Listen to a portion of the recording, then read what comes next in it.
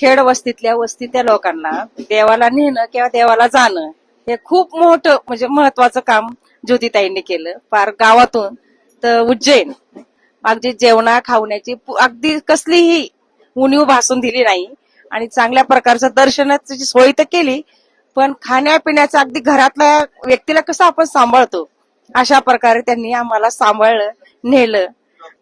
नाही, सर्व व्यवस्था केल्या त्यांनी, असं नाही का एकच, सर्व व्यवस्था केल्या. आणि आमची म्हणजे संपूर्ण, मी स्वतः वाघाळ्या गावातून बोलते, त्यामुळे आमच्या पूर्ण वाघाळ्या गावचे त्यांना पुरेपूर साथ आहे. असं नाही का ज्योतिताई आमच्या किंवा मानसिकबाई हे आमचे लाडके नेते आहे.